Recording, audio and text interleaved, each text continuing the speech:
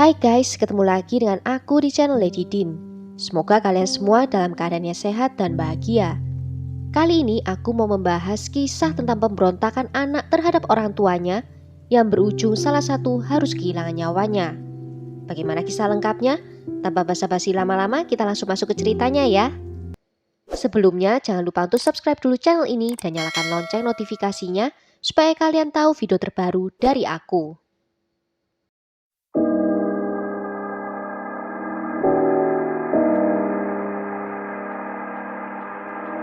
Sometimes I just wish my mother wasn't here. She causes me so much pain.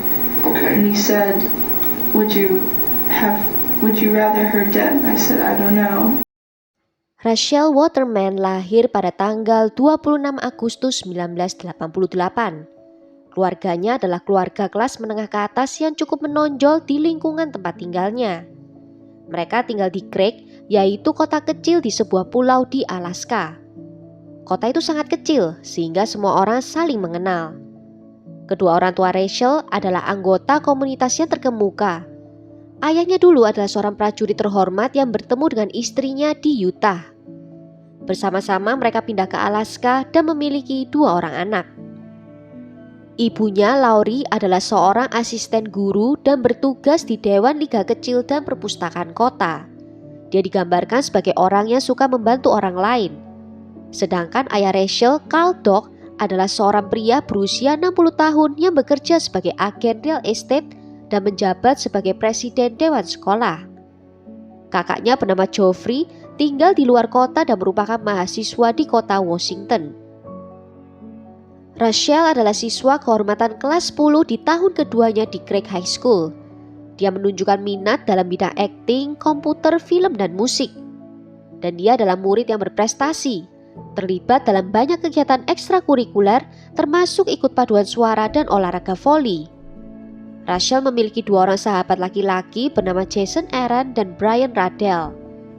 Rachel mengenal Brian saat dia bekerja di toko komputer itu saat libur musim panas. Mereka menjadi teman dan suka bermain Dungeons and Dragons bersama. Akhirnya dia juga berkenalan dengan Jason dan mulai berkencan dengannya. Di akhir pekan itu mereka semua berada di luar rumah. Carl sedang dalam perjalanan ke Juneau untuk menghadiri rapat Dewan Pramuka. Laurie ada acara makan malam, sedangkan Rachel saat itu sedang berada di sekolah mengikuti turnamen bola voli. Dan kakaknya Geoffrey saat itu sedang berada di kampusnya. Ketika Rachel dan ayahnya kembali keesokan harinya di hari Minggu, mereka menyadari kalau Laurie ibunya tidak ada di rumah. Dan ada hal yang aneh ditemukan, ada sebotol anggur yang ditinggalkan di atas meja padahal ibunya bukanlah seorang peminum. Ketika penyelidik datang ke rumah, mereka melihat kalau pakaian yang dikenakan Laurie saat mengikuti acara makan malam sudah ada di rumah, membuktikan kalau dia sudah pulang ke rumah setelah acara itu.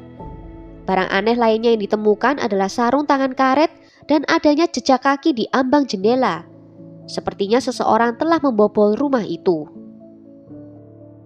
Pada hari Minggu tanggal 14 November 2004 itu, Robert Klaus yang saat itu bertugas di kantor polisi menerima telepon dari seorang pemburu. Pemburu itu mengatakan kalau menemukan sebuah mobil van terbakar dengan sisa-sisa tubuh manusia di dalamnya di kursi bagian belakang. Robert langsung menuju ke tempat kejadian di mana mobil itu masih terbakar. Ini awalnya terlihat seperti kecelakaan, tetapi setelah diperiksa oleh polisi, dia tidak menemukan tanda kalau pengemudi sempat duduk di kursi bagian depan. Dan keanehan lainnya, polisi menemukan kalau mobil itu ternyata tidak tertabrak tetapi memang sengaja dibakar. Departemen Kepolisian Kota dipanggil untuk membantu dan Robert menunggu di TKP semalaman untuk memastikan tidak ada binatang atau cuaca yang bisa mengganggu sisa tubuh itu. Dan pada malam harinya, ada telepon masuk dari seorang pria yang melaporkan kalau istrinya menghilang. Dan dia terakhir kali terlihat sedang dalam acara makan malam dan mobil minivan Chrysler-nya miliknya juga ikut hilang. Dan mobil itu sama persis dengan yang ditemukan Robert di TKP. Setelah bantuan tiba, tubuh itu dibawa untuk diotopsi, di mana dari catatan gigi bisa dikonfirmasi kalau korban adalah Laurie Waterman. Mobil itu juga dibawa dan diidentifikasi sebagai kendaraan keluarga dari Waterman. Penyelidik mencurigai suaminya Carl sebagai tersangka karena ada desas-desus kalau dia berselingkuh. Terlepas dari alibinya yang saat itu sedang mengikuti rapat, mungkin dia telah mempekerjakan seseorang untuk melakukan hal itu. Tetapi setelah melihat catatan ponsel dan catatan keuangannya, polisi memutuskan tidak ada bukti yang menghubungkan dia dengan kejadian itu. Kemudian polisi mempertimbangkan apakah putri mereka yang memiliki hubungan dengan kejahatan tersebut. Rachel saat itu telah berubah secara dramatis penampilan dan perilakunya dalam 1 tahun terakhir. Dan dia juga bergaul dengan kedua sahabat laki-lakinya yang tampak menakutkan. Jason dan Brian adalah sama-sama pria berusia 24 tahun dan sudah berteman sejak masa remaja. Jason bekerja sebagai petugas kebersihan dan Brian bekerja di toko komputer. Rachel mulai memberontak saat itu dan mulai menggunakan barang-barang berbau gotik. Polisi juga menemukan sebuah blog yang dibuat oleh Rachel berjudul My Crappy Life, di mana dia menggambarkan kota Craig di mana dia tinggal sebagai neraka. Dia juga menulis kalau ibunya sering menyakitinya secara fisik dan mental dan sering mengatai dia bertubuh besar dan menyuruhnya untuk melakukan diet. Robert memutuskan untuk menanyai kedua laki-laki itu. Jason bersikeras kalau di akhir pekan itu dia menghabiskan waktu bersama Brian sepanjang malam, menonton The Princess Bride berulang kali. Namun keesokan harinya Jason mengatakan kalau ada seorang pria yang menyerangnya di tempat parkir. Pria itu mengenakan tudung hitam dan secara spesifik menyuruhnya untuk menjauhi Rachel. Namun tidak ada saksi yang bisa menguatkan pernyataan ini. Penyelidik terus menyudutkan Jason dengan mengatakan kalau cerita serangan itu bohongan saja dan merekalah dalang sebenarnya di balik kematian Lori. Jason pun akhirnya mengaku dan dia mengatakan kalau Brian yang melakukan hal itu semua karena permintaan dari Rachel yang disiksa secara fisik oleh Lori. Brian pun dipanggil dan polisi mengungkapkan apa yang mereka dengar dari Jason. Brian terpaksa mengakui perbuatannya, tetapi mengatakan keterlibatan Jason lebih jauh daripada yang diceritakannya. Kedua pria itu mempercayai kalau mereka akan menyelamatkan Rachel yang telah meminta mereka untuk menghabisi nyawa ibunya sendiri, dan kemudian akan meninggalkan kota Craig bersama dengan Jason. Brian menjelaskan kalau dia membobol rumah Lori dan menculiknya, kemudian mengikatnya dengan jubah, dan dia juga memaksa Lori untuk meminum anggur sampai mabuk, lalu mengikatnya di kursi belakang mobilnya. Ketika dia dan Jason sampai di tempatnya terpencil, mereka menyeretnya keluar dari mobil. Awalnya kedua pria itu mau membuat seperti Lori terlibat dalam kecelakaan. Namun karena Lori melawan, rencana itu pun gagal. Dan karena dia panik, Brian memukul kepala Lori dengan benda tumpul sampai akhirnya meninggal.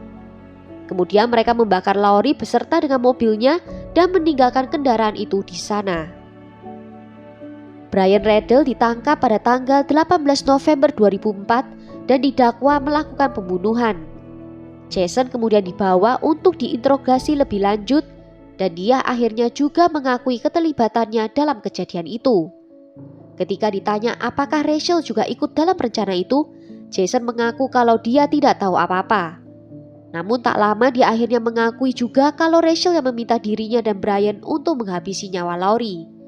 Rachel sendiri yang memberitahu mereka kapan ibunya itu akan sendirian di rumah dan menyuruhnya untuk melakukan rencana pada akhir pekan itu. Rachel akhirnya juga dipanggil untuk diinterogasi dan dia setuju untuk berbicara tanpa kehadiran ayah dan pengacaranya. Selama wawancara dia mengklaim kalau dia tidak menyuruh pelaku menghabisi nyawa ibunya. Tapi dirinya mengakui kalau ibunya pernah memukulnya dengan tongkat baseball dan mendorongnya sampai jatuh dari tangga. Tapi dia tetap bersikeras kalau pembunuhan itu bukanlah idenya, tetapi ide dari pelaku sendiri. Tapi akhirnya dia mengakui semua perbuatannya dan di dalam rekaman wawancara itu Rachel mengatakan kalau seluruh keluarganya akan membencinya.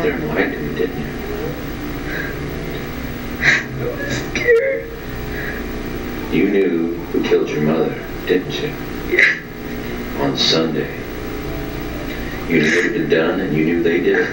Why are you gonna rub it in my face? Well, I'm trying to understand, okay, Michelle? I think you already know. Well, like I said, there's still some unanswered questions. And, you know, Everybody's been lying to us. Okay? Jason's lied to us, Brian's lied to us, he's lied to us.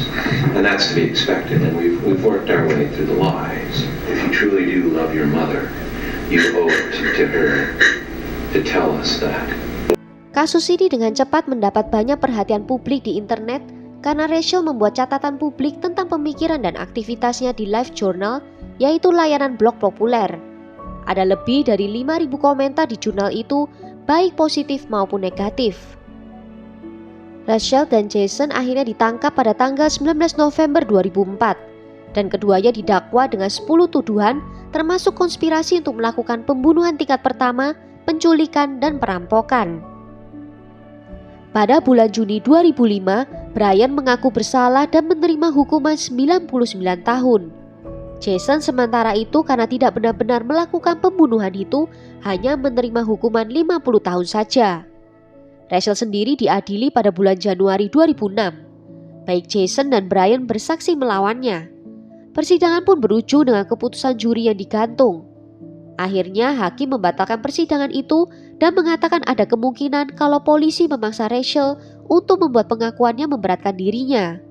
Dan Rachel pun dibebaskan dengan jaminan sebesar $50.000 Amerika. Pengadilan ulang diadakan pada tahun 2011 dan Rachel hanya dihukum karena masalah kelalaian dan dijatuhi hukuman 3 tahun di penjara.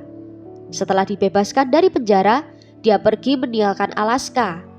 Rachel juga menghidupkan kembali blognya dan masih aktif pada tahun 2021. Menurut informasi dari blognya, dia tinggal di Florida sekarang, meskipun informasi lebih lanjut tidak tersedia. Well, sampai di sini dulu cerita kali ini. Bagaimana menurut kalian tentang kasus kali ini? Tulis ya pendapat kalian di kolom komentar. Akhir kata, terima kasih karena sudah nonton video ini sampai akhir. Sampai jumpa di video berikutnya. Ciao!